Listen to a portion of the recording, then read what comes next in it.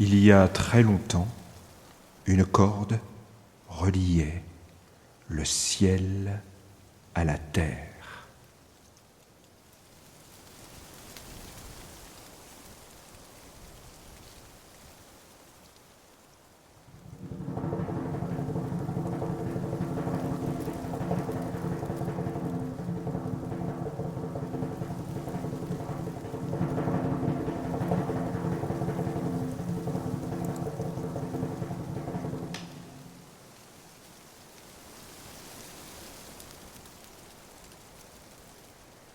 En ce temps-là, toutes les créatures, les humains et les animaux, parlaient le même langage et se comprenaient.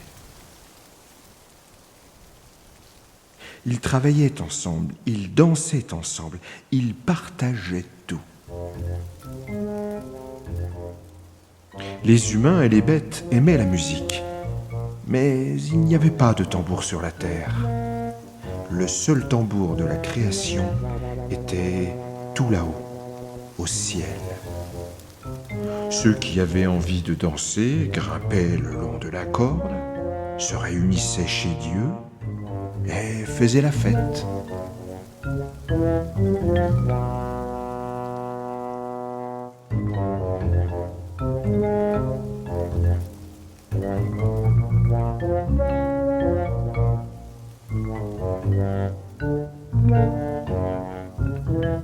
Un jour, Renard, qui ne pense qu'à danser, monte le long de la corde jusqu'au ciel et se joint à une grande fête.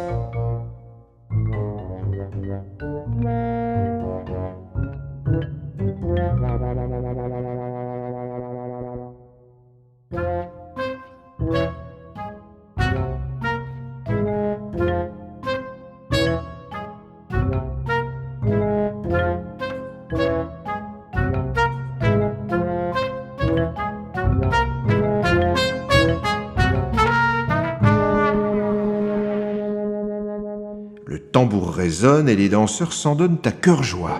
Ils dansent nuit et jour jusqu'à épuisement.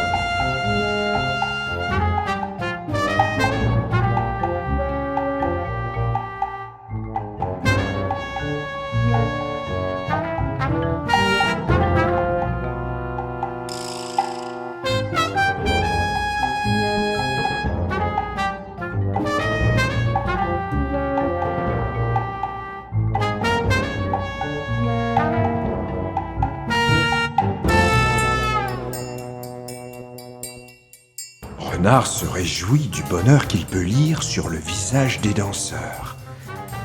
Et il a pourtant un regret. Pourquoi faut-il laisser le tambour au ciel ? Il serait si bon de l'avoir sur la terre, à portée de main. Cela éviterait de devoir grimper pendant des heures sur la corde. Il n'a qu'une envie, emporter le tambour avec lui.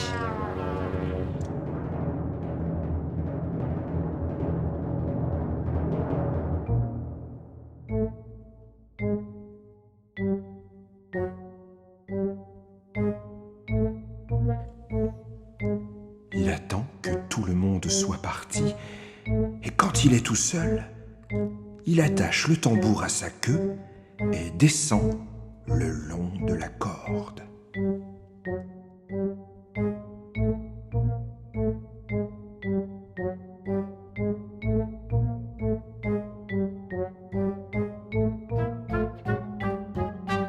Quand Renard est à mi-chemin entre ciel et terre, Dieu s'aperçoit que le tambour a disparu. Il le cherche partout, et quand il regarde en bas, il voit Renard, le tambour attaché à la queue. La queue frappe la peau du tambour et la fait résonner.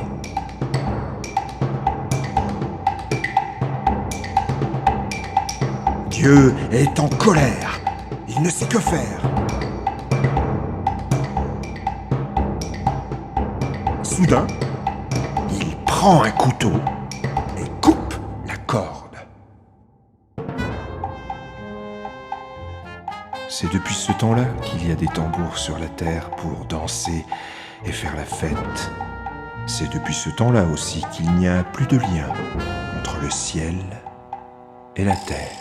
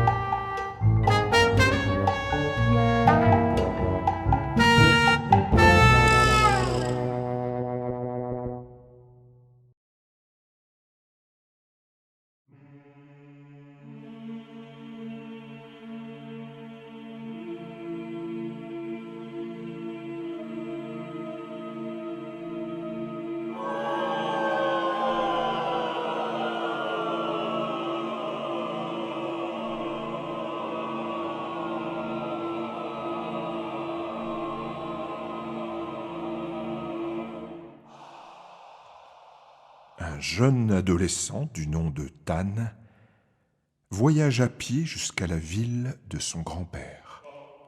Il marche depuis le lever du jour, il marche sans s'arrêter. À la tombée de la nuit, il arrive aux abords d'une ville. Il s'arrête en contrebas de la route et cherche un endroit pour dormir. Tan a quelques pièces de monnaie dans la poche, c'est toute sa fortune. Il craint de se faire voler pendant son sommeil et cherche un lieu sûr pour cacher son argent. Il voit une grosse pierre plate, la soulève et pose ses pièces dessous. Rassuré, il s'allonge et s'endort. Un homme peu scrupuleux passe tout près au moment même où Tan remet la pierre en place. Il attend que le jeune homme soit endormi, lui dérobe son argent et disparaît.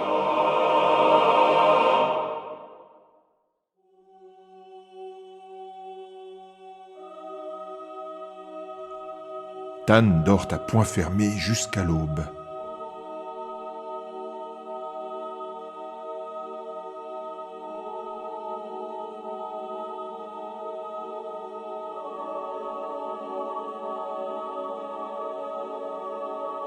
À peine réveillé, il va se lever dans un ruisseau, puis revient vers la pierre plate.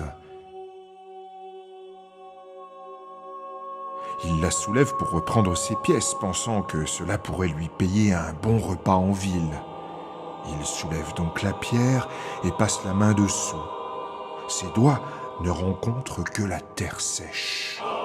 Il tend tous les muscles de son corps et retourne entièrement la pierre. L'argent a bel et bien disparu.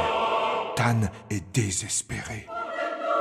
Il éclate en sanglots et appelle au secours. Les gens de la ville entendent ses pleurs. Ils s'attroupent autour de lui et lui demandent la cause de son désarroi. Entre deux sanglots, Tan tente d'expliquer ce qui lui est arrivé. Mais nul ne comprend ce qu'il dit quand le chef de la ville arrive.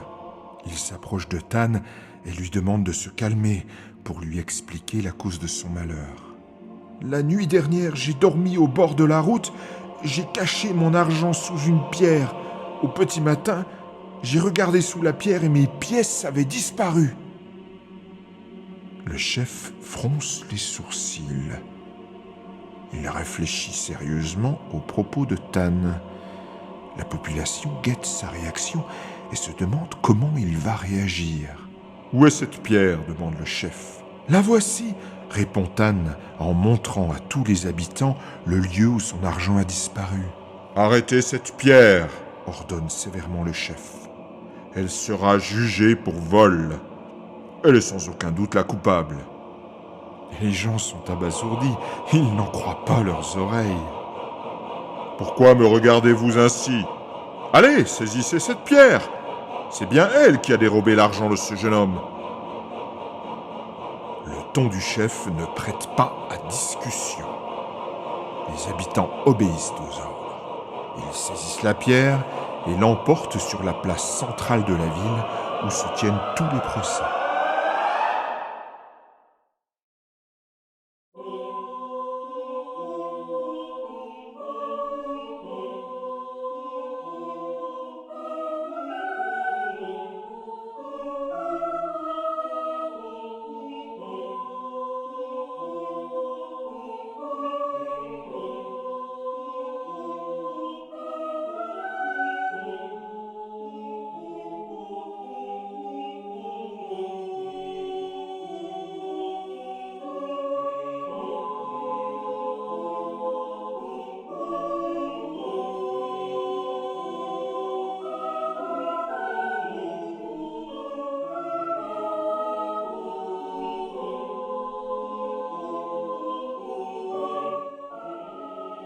Le chef s'installe et son clerc ouvre les registres de justice, prêt à noter tous les échanges. Toute la population de la ville les entoure, curieuse du déroulement de l'étrange procès. Chacun fait de son mieux pour retenir son rire. Chacun dissimule le sourire naissant sur son visage avec ses mains, pendant que le chef questionne la pierre. « Pierre, admets-tu avoir dérobé l'argent de ce jeune homme ? » Claire, notez que le suspect refuse de répondre. « Pierre, que faisais-tu aux abords de la route ? De quel village es-tu ? » Le chef n'a jamais été aussi sérieux. Il regarde sévèrement la pierre. Dans la foule, les gens se cachent le visage pour rire. « Quel est ton nom ? Quel âge as-tu » Chacun faisait de son mieux pour retenir son rire. Chacun dissimule le sourire naissant sur son visage avec ses mains, pendant que le chef questionne la pierre. « Pierre, admets-tu avoir dérobé l'argent de ce jeune homme ? » Claire, notez que le suspect refuse de répondre. « Pierre, que faisais-tu au bord de la route ? De quel village es-tu ? » Le chef n'a jamais été aussi sérieux. Il regarde sévèrement la pierre. Dans la foule, les gens se cachent le visage pour rire. « Quel est ton nom ? Quel âge as-tu ? »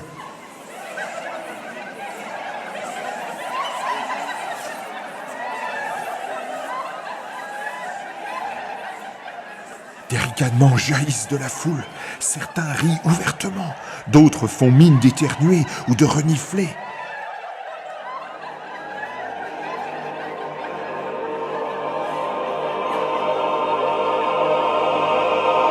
Le chef, excédé, regarde autour de lui sévèrement et dit : « Vous savez qu'il est interdit de rire pendant un jugement ?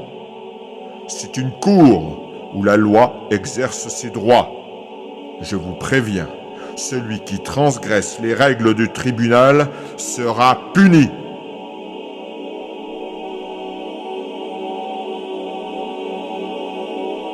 Il se tourne à nouveau vers la pierre et demande : « Pierre, tu te crois maligne ? Ne pense pas que tu t'en sortiras en demeurant silencieuse. Réponds aux questions que je te pose. Qu'as-tu fait quand ce jeune homme s'est endormi ? Qu'as-tu fait de son argent ? » Le juge est hors de lui. Il hurle : « Tu te moques de la loi ! Puisque c'est ainsi, tu es condamné à 30 coups de fouet. Ensuite, nous te trancherons la tête. »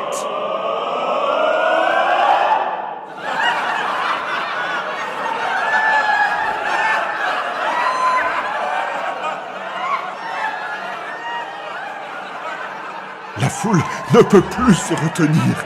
Un homme ose éclater de rire. Une femme ricane ouvertement. Et petit à petit, tous rient à gorge déployée. Une clameur joyeuse s'élève sur la place et, le fou rire parti, nul ne peut l'arrêter.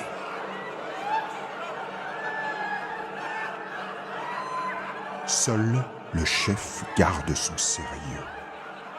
Il regarde le public et attend le silence.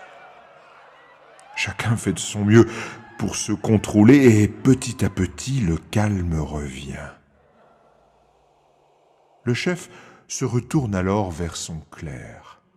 Note sur tes registres que quand le public a entendu la sentence du chef lors du procès de la pierre voleuse, il a exprimé son mépris pour la justice par le rire et la dérision afin de tourner en ridicule son chef.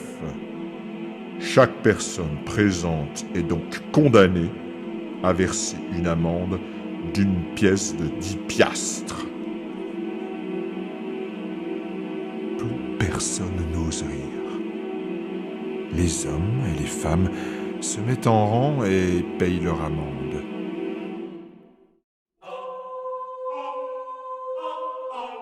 Le chef rassemble les pièces et les donne à Tan. « Tiens, mon garçon, voici un dédommagement pour le préjudice que tu as subi dans notre ville. Faute de rendre une vraie justice, on peut toujours essayer de consoler la victime. » Tan, heureux, remercie le chef et reprend sa route. Quant à la pierre, des hommes l'ont posée aux abords de la ville, lui ont donné 30 coups de fouet. Ne sachant comment la décapiter, ils l'ont laissée là, au bord du chemin, pour aider les voleurs à réfléchir avant d'agir.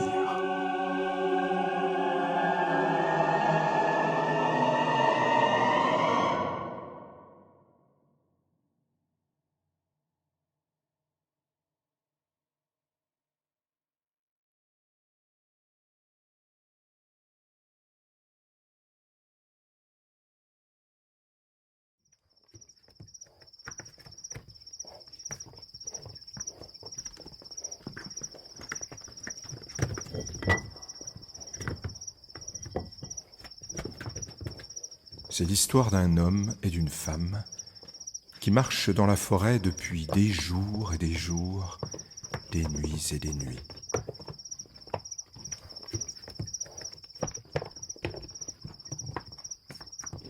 La femme porte son bébé attaché sur le dos. Le chemin est rocailleux, envahi par les ronces et les lianes. La chaleur du soleil est accablante. Ils n'ont rien bu. Ils n'ont rien mangé depuis longtemps, mais ils avancent toujours, malgré le poids de leur fatigue.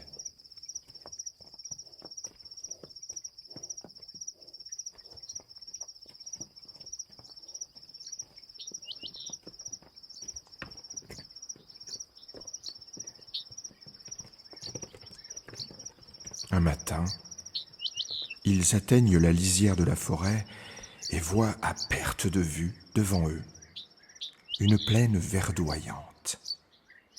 Au beau milieu de la plaine, un troupeau de vaches sauvages est en train de paître tranquillement. L'homme a faim. Il dit à sa femme : « Toi qui prétends t'adapter à toutes les situations, pourquoi ne te transformerais-tu pas en léopard ? Tu pourrais capturer une génisse et ainsi nous aurions quelque chose à nous mettre sous la dent. Nous aurions une chance de rester en vie. » La femme regarde son mari avec insistance, puis elle demande : « Tu es sérieux ? Tu es sûr que c'est ce que tu veux ? » L'homme a vraiment faim. Il répond : « Je n'ai jamais été aussi sérieux. » D'accord. La femme détache le bébé de son dos et le pose par terre, sur le pagne plié. Elle se tient debout devant son mari et le regarde droit dans les yeux. Elle a un regard flamboyant. Elle ôte son pagne et le jette par terre. Elle est toute nue.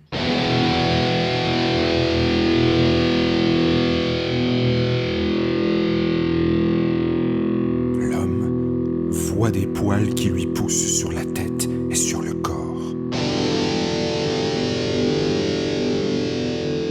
Son visage se transforme, son expression devient terrible.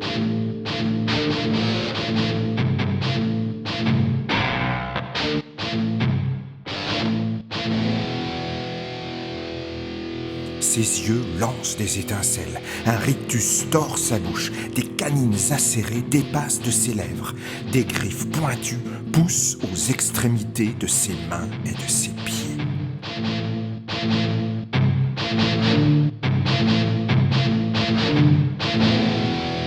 Et en moins de temps qu'il ne faut pour le dire, un léopard féroce avec un regard de braise se tient devant lui. Le malheureux a la peur de sa vie. Il regarde autour de lui, avise un arbre et grimpe se réfugier dans ses branches. Quand il atteint la branche la plus haute, il voit, atterré, le léopard qui lèche son bébé. Mais sa peur est plus forte que tout et il n'a pas le courage de redescendre pour sauver l'enfant. Le léopard a bien terrorisé l'homme.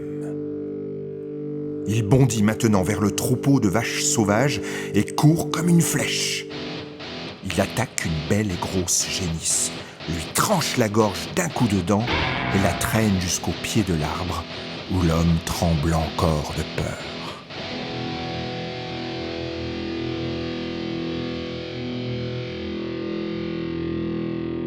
Le léopard lève la tête vers l'homme et le fixe de son regard étincelant. Le mari est toujours perché sur la branche la plus haute, et sa terreur est telle qu'il hurle : « Je t'en supplie, redeviens ma femme !»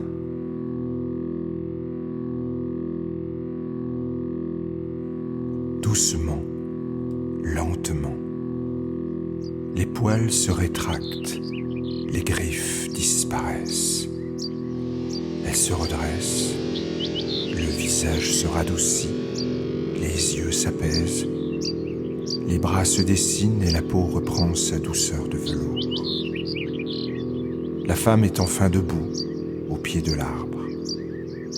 Elle se ceint de son pagne, se baisse et soulève tendrement le bébé qu'elle attache sur son dos.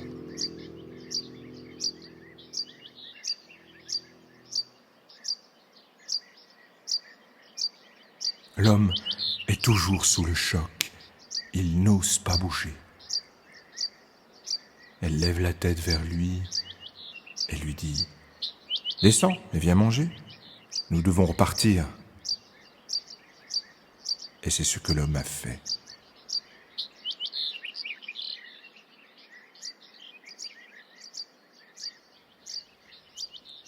C'est depuis ce temps-là qu'on dit là-bas : il ne faut jamais mettre une femme au défi. On ne sait jamais.